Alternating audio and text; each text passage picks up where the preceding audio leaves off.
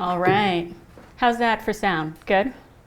Good. Well, rise and shine, friends. Thanks for getting here early and joining me at the Museum of Contemporary Craft this morning. I want to thank Sealy Pines first for the invitation and the whole Creative Mornings team for really making this happen. So I'm going to be referencing a lot of books on education in this talk, so I put together a reading list. That can be found at the back of this scout book that were made to accompany this talk. They're going to be at the merch table after the lecture. It's also going to be posted online for those of you who don't want to pick one of those up. So if you are also interested in these lovely pennants that were designed by Alex Despain, if you like any of these photos that were posted on my Instagram feed in the past 3 weeks leading up to the talk, you could be entered into a draw to win one of these today. So get over there.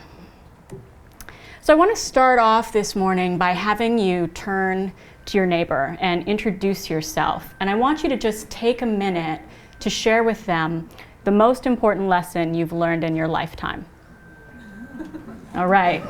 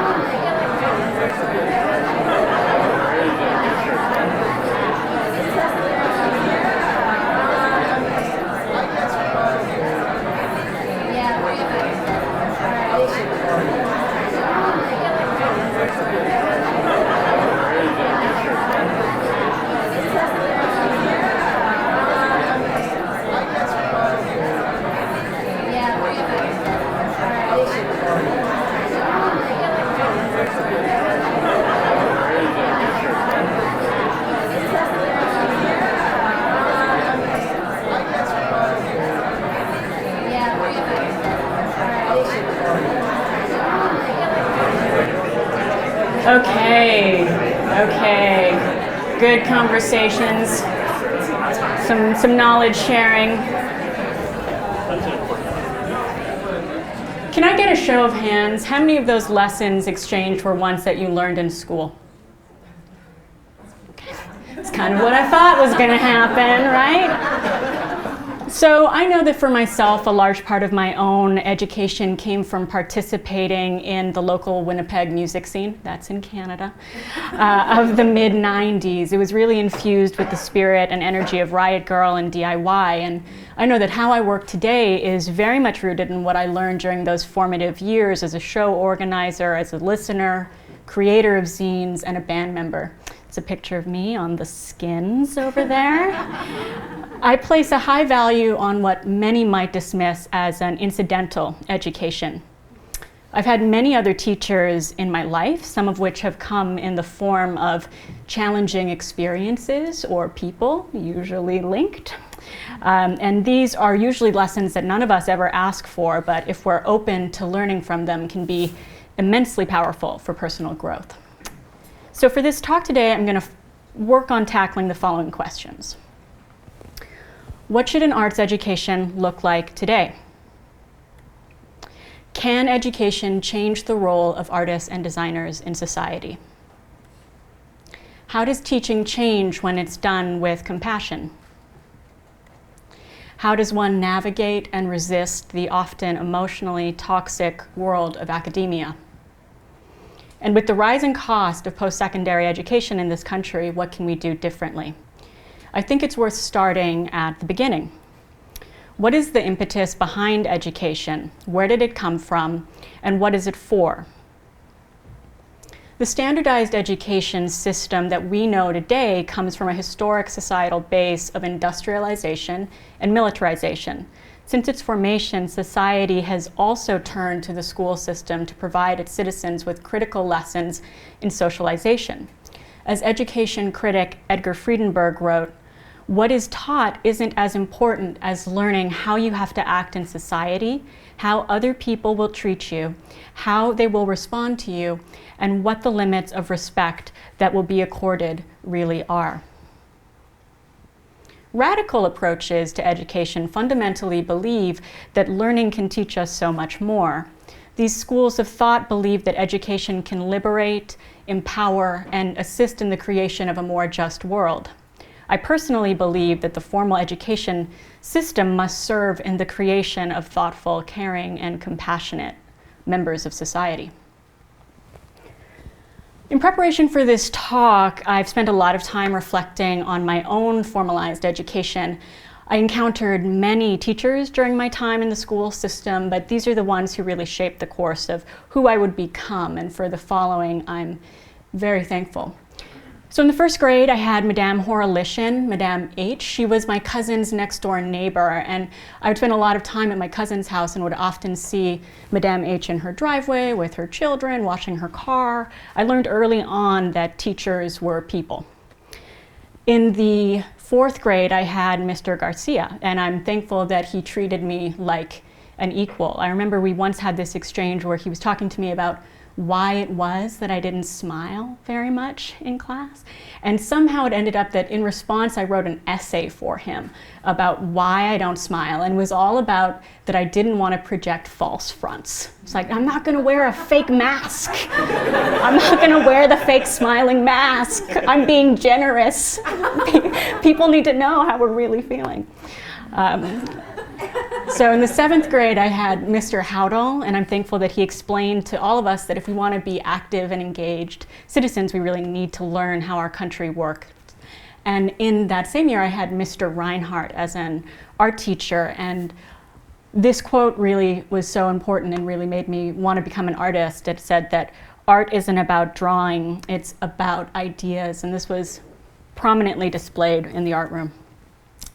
In the 10th grade, I had Madame Nyon. She was a tiny woman who had a massive meltdown one day in class, just total frustration with the whole lot of us, and she yelled, "You're all kidding yourselves if you ever think you're going to be bilingual." And I thought, that little lady's got a point. And then the next year, I dropped out of the French immersion program and began to excel academically. And then in my, right? We should all be honest. No more false faces. So in my BFA, I had Sharon Allward, great mentor, and I'm thankful that she never taught drawing in her drawing class. And then during my MFA, professors Rochelle Viader-Knowles and Randall Rogers, I'm so thankful to them for everything. I left that program feeling like they shared absolutely everything they had to give. So I'm thankful for that. Some of my most influential teachers have been people that I've never had the pleasure of meeting. The following three people have deeply impacted how and why I teach. The first is artist and activist Sister Karita Kent, and she inspires me to see the world anew and to share the gift of really looking with students. Each of you should have found on your seats this morning one of these viewers with a quote from Sister Karita on it, and this was inspired by an assignment that you'll see in this clip that she would often give to her students.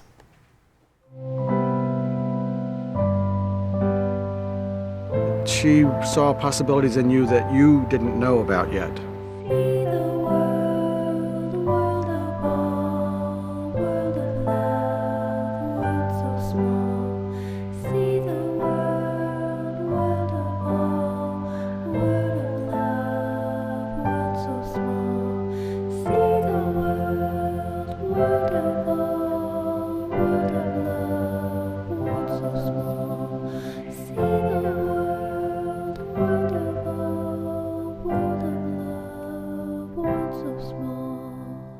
I went with her when she took students to the car wash and gave the directions. Look at this and then look again and see anew and get rid of all your assumptions. I learned from Corita how to be open to everything, how everything can be a source of inspiration, how to see with new eyes. She had a lot of interesting, exciting projects for us. A lot of times we went off campus. We went to Charles Ames' studio and we would walk around and observe the buildings in the area. Or we would go to a shopping area and observe the windows and the things in the windows. Or we would just walk along and observe the people. And then we would come back and give our impressions of the people on paper, of course, sometimes cutting out, doing collages, painting. We worked in a number of mediums. I used to see some of the people in her class going around with these square pieces of paper, with this little hole. And I said, "What are you doing?" She said, "I'm doing my homework." And Creative said, you have to look at the world, small pieces at a time. Look at just a small part of the world. I think that was all part of her work ethic, to just keep people looking, because the first time we look at things, we don't see things.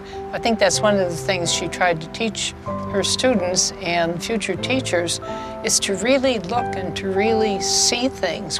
That's a great gift, to teach people how to see, to really see, to look, to see. Inventor and visionary Buckminster Fuller remains my guide in resisting the impulse to become an expert and embracing failure as one of the greatest forms of education, valuing experiences that life gives us as lessons, and to see experimentation as the lifeblood of education.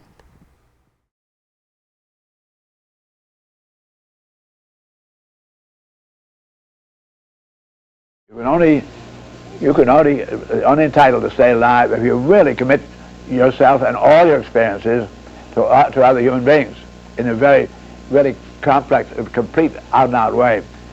I told you how much impressed I was with principles, so that this idea precessionally of going off 90 degrees did not seem to be illogical to me. In fact, it seemed very logical, but it never been tried, and so all my contemporaries are tied up with have to earn a living. And I said, I think this is just what we ought not to be doing. We ought to be saying, what do my experiences teach me needs to be done, which, if not done, will find world society in great trouble, which, if attended to, will find them in advantage. And what would I need to know in order, over above what I now know that made me see that that is so, what more would I need to know in order to be able to do something effective about it? I said, those are the kind of questions I thought we ought to be doing. And I then also came to ask myself a number of other questions. And I said, the only condition then of your staying is that you are committed to others, and number one, you have to do your own thinking. And spiritual leader, poet, and peace activist Thich Nhat Hanh for his wisdom, compassion, and love. I believe he's truly one of the greatest educators the world will ever know. And I'm about to share a clip of a young boy who asks Thich Nhat Hanh about a problem he's having in the classroom, and his answer is just so moving. Dear Thai, dear Sangha, what should one do when a teacher makes fun of you in front of the whole class and your class laughs about you? Very difficult. I think the best way is to laugh along, to laugh with the whole class, to join the class and laughing. That's the most beautiful thing to do in that occasion. Because sometimes something is not funny, but people believe to be funny. There's a wrong perception. Maybe you will grow up and become a teacher. So we should prepare ourselves and not to do like that. Teachers need time to grow into a good teacher. It's not because you are graduated from teacher's college that you can be a good teacher right away. So teachers can make mistakes, and Thầy also made mistakes as a young teacher, and he still make mistakes. But he learned every day being a teacher. And he has learned so much from his own students. So not only teachers, but everyone should not make fun of someone because they will go suffering. Sometimes it is not the intention to make you suffer, but because that person lacks some skillfulness. Even when he want to teach you, he can teach you in such a way that does not make you hurt, and that is something we have to learn, teacher or not. So I've known that I've wanted to be an art teacher since the 7th grade. During junior high, I spent my lunch breaks in either the art room or in the library reading about contemporary art. I even did a strange participatory art project in my senior year of high school. And if presented with the choice in any class, I would always take the option to hand in an art assignment over anything else. I went straight from high school into a Bachelor of Fine Arts program, and then 2 years after that into a Master's of Fine Arts program. I saw my relationship with my peers as an opportunity to share knowledge and support one another, and not as one of competition. I loved meeting one-on-one with my classmates to give feedback, to talk about our work, and whenever possible, work together. I chose to be an educator. I didn't become an art teacher because I got the technical qualifications that I needed for a viable source of income. So soon after entering into undergraduate art school, I began to see major problems with the structure of education, and it became very clear, very fast, that the standard studio-based production model of creating works for a market-based gallery system was not going to support the vast majority of us art school graduates economically. Is art school just a temporary state of delusion? I mean, in this Dan Clowes comic from 1991, Art School Confidential, he illustrates the rarity of the art school instructor who's willing to level with students about their bleak prospects, stating that only one student out of 100 will find work in her or his chosen field. The rest of you are essentially wasting your time learning a useless hobby. The sad reality is, as Clowes puts forward, that many students who are in the system truly do believe that they will be that exception, that art school really will work for them. The New York-based collective of artists, designers, makers, technologists, curators, architects, educators, and analysts that make up BFA, MFA, PhD. Sorry, that is a mouthful. That is like their own language, and I really wanted to use it. So their research findings show that of all of the people in the United States who identify as making their living working as an artist, only 15.8% of those people actually are fine arts degree holders. Another problem with art school is often the perpetuation of the cult of originality, trying to do it first. Students become paralyzed creatively because everything has already been done. This is a mistaken interpretation of avant-garde, this constant need for originality and innovation. Without delving too deep, I believe that the historic avant-garde was really about the quotidian and making sure that art does not make the mistake of divorcing itself from life. In the system as it stands, students often become closed off and feel restricted from freely sharing their ideas or thoughts out of fear that someone might steal their precious original ideas. And I think that this unhealthy emphasis on originality makes students move in the direction of the frivolous, which is miles away from how philosopher and education reformer John Dewey beautifully described how the everyday can be the birthplace of meaningful originality. He wrote, "Originality does not lie in the extraordinary and fanciful, but in putting everyday things to uses which had not occurred to others." The next point I want to take issue with is the violence of critique. I've experienced almost every possible manner of viciousness and self-importance in art school critiques. It's a bizarre and incredibly cruel forum often, And this is likely where 100% of any student's art school damage happens. If you went to art school, you're nodding. You're like, yeah, that's where they broke me. So, unfortunately, I think that often instructors can be the worst perpetrators in critiques. Unwittingly or not, seldom do they place any rules of engagement for their students. And this is where this cycle of violence is perpetuated. Instructors often foster unhealthy and destructive environments of power and dominance instead of creating a space for growth and deep understanding. Another fundamental problem with art school is outdated curriculum. I often got flack from art school professors I would challenge during my BFA about assignments and approaches I thought were irrelevant. I didn't want to draw nudes and still lives. I didn't want to make a color wheel. When I pushed back for more applicable work I could be doing in my art education, I was once aggressively yelled at by a male professor who said, "If you don't want to do what I tell you to do, then why are you even in art school?" Never asking to think himself, why was he teaching that way in an art school? I believe, as Canadian artist Ken Lum states, what students need to be taught is that art is about making everything in the world relevant. So my next issue is lack of critical care.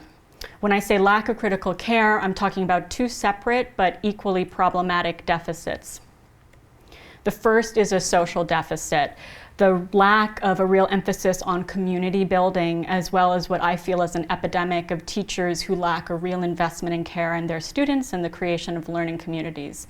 Second is a widespread lack of care in whether or not the curriculum has real value and application outside of an art world or art school context.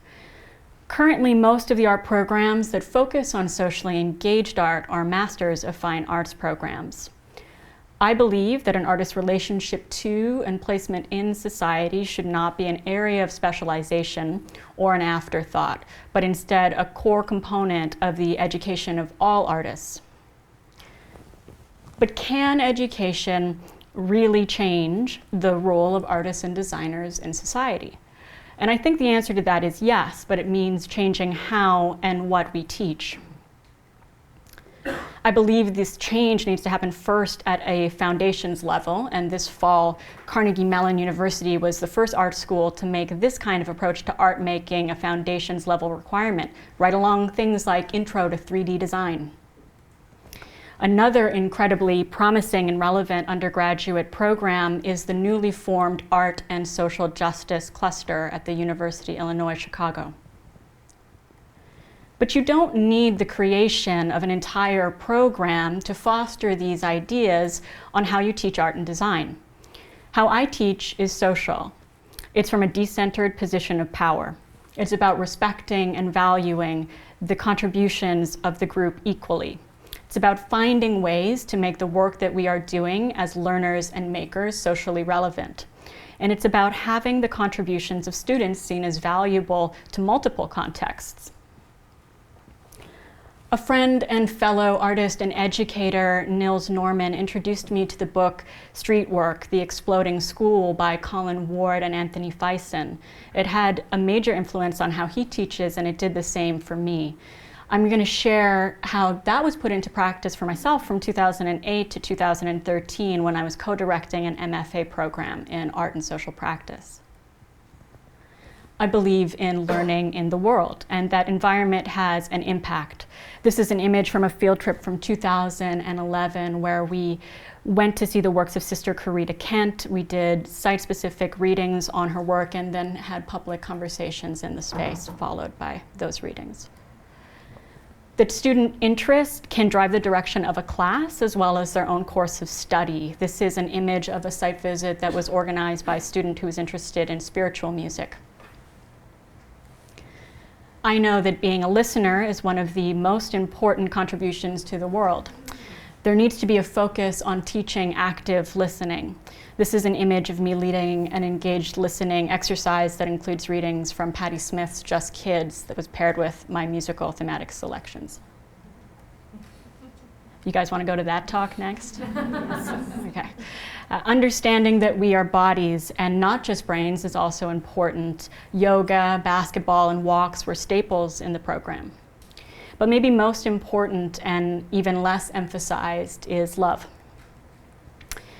In 2010, I taught a course with artist Mark Dion on museums. Mark also teaches at a prestigious MFA program in New York, and he commented to me on the difference between our cohorts.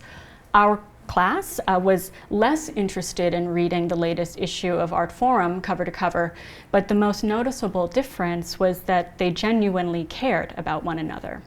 He was amazed at how generous the students were with each other and how much support they offered. There was a distinct lack of competition, and with that came open communication, dialogue, and resource sharing. While it's a hard thing to measure or to put a value on, I know that this atmosphere of care and the emotional IQ of the group was the most important and least publicized aspects of the program at that time. It's also the kind of thing that isn't built into a curriculum. It is set by example. It's our duty as teachers to model this. In Canadian education activist Satu Repu's publication, this book is about schools, there's an essay titled, "If you can't love them, you can't teach them." And for me, this title just sums it up completely. If you're an educator and you're starting to feel hatred or resentment towards your students, it's time to step back and take a break and return with the capacity for care. The unfortunate reality of art schools and academia as a whole is that it's just not a place that's teeming with actualized, loving human beings. It's true. I didn't want to break the news to you guys, but it's just the way it is. Bell Hooks broke the news first. She's an American author, feminist, social activist, and public intellectual who herself has spoken about the emotional toxicity of the academy and why for her it was the right choice to distance herself from it and to not teach full-time at any one institution. This quote from Hooks captures some of my own specific disappointments to a T.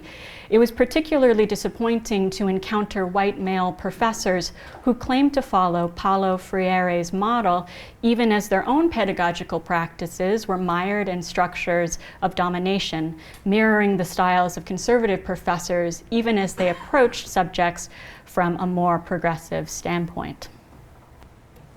Yet it still came as a surprise to me when a progressive-seeming, tenured white male colleague enacted similar systems of dominance and oppression in our own working relationship, telling me after 6 years of working to build a socially engaged art program that I had become too visible and was taking too much credit for the work that I was doing. So I asked myself, what would Bell Hooks do? And luckily for me, I live in a time where texting a number for supportive quotes from Bell Hooks is an option. Whenever domination is present, love is lacking. This exchange with this former colleague made it clear that this was no longer a program where I could teach from love or feel proud about the overall quality of the educational experience. To quote American educator and founder of the Highlander Folk School, Miles Horton, I think if I had to put my finger on what I consider a good education, a good radical education, it wouldn't be anything about methods or techniques. It would be about loving people first. The last problem that I'm going to address in art schools is one of the biggest. It's the cost. 7 of the top 10 most expensive schools in this country are art schools. How much would it cost if all of us in this room, about 100 people, received a BFA from the School of the Art Institute Chicago, a more expensive art school, one of the most expensive art schools, and an MFA from Portland State University, a lower cost state school? You guys ready? Even before adding interest on loans or cost of living expenses, both together would cost us $9,128,000. What other options could that money have if we thought about education differently? So many. So I want to propose some other ways that artists could approach their education, ways in which we take control, we work together, and shape knowledge collectively. In the words of Miles Horton, you have to bootleg education. It's illegal, really, because it's not proper, but you do it anyway.